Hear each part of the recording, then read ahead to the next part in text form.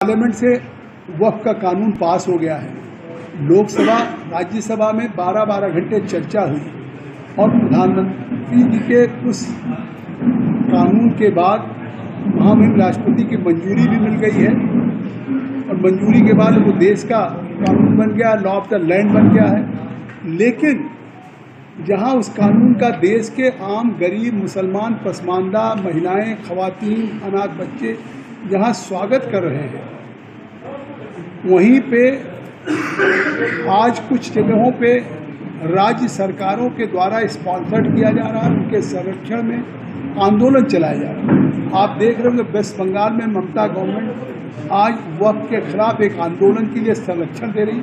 किस तरह से मुर्शिदाबाद में, बंगाल में हिंसा हुई और राज्य प्रायोजित, जिसको स्टेट स्पॉन्सर्ड वायलेंस कहते हैं, कोशिश हो रही कि इस वक्फ को लेकर के विरोध हो। बंगाल में लगातार जिस तरीके से 2 दिन प्रदर्शन हुआ, आज हिमायत उलमा का है, इनको सबको ममता बनर्जी की सरकार, तृणमूल कांग्रेस का संरक्षण प्राप्त है। आज वो देश का कानून है, देश में लागू होगा, कोई रोक नहीं सकता, चाहे वो ममता के द्वारा दिए गए संरक्षण के बावजूद। या जम्मू कश्मीर में जिस तरह से 3 दिन चलने नहीं दिया विधानसभा और वहाँ के विधायक किस तरीके से हिंदू तिलक लगा करके जिन अपमानजनक भाषा का प्रयोग किया और जिस तरह से वक्फ की कानून जो लोकसभा राज्यसभा से पारित होने के बाद कानून बन गया, उसकी प्रतियां फाड़ी, असंवैधानिक काम किया है और सदन को चलने नहीं दिया।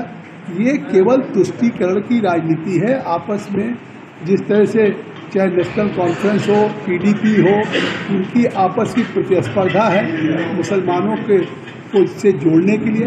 अब बिहार में तेजस्वी यादव कह रहे हैं कि हम बिहार में इस वक्फ के कानून को लागू नहीं होने देंगे।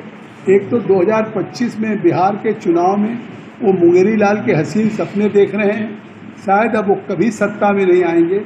फिर वहाँ पे नीतीश कुमार की जेडीयू और भारतीय जनता पार्टी की सरकार बनने जा रही है, कमल खिलने जा रहा है। तो और ये कानून पूरे देश के लिए पार्लियामेंट के पास अधिकार है।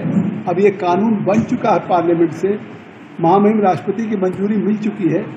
देश की तेजस्वी हो, ममता हो, स्टालिन हो या हमारे जम्मू कश्मीर की महबूबा हो, अब इस कानून को लागू होने से कोई रोक नहीं सकता। इस कानून का उद्देश्य देश के हमारी मोदी सरकार का ट्रांसपेरेंट कानून बना करके वक्फ की जो खुर्द-बुर्द आज मुतवल्ली कर रहे हैं, उसका रखरखाव उचित हो, कोई वक्फ की ज़मीन को बेच न सके और उसकी आमदनी से गरीब, आम, मुसलमान, पिछड़े, पसमानदा को फ़ायदा हो। इसलिए इस कानून का संशोधन मोदी सरकार ने किया है, जिसका पूरे देश में स्वागत है।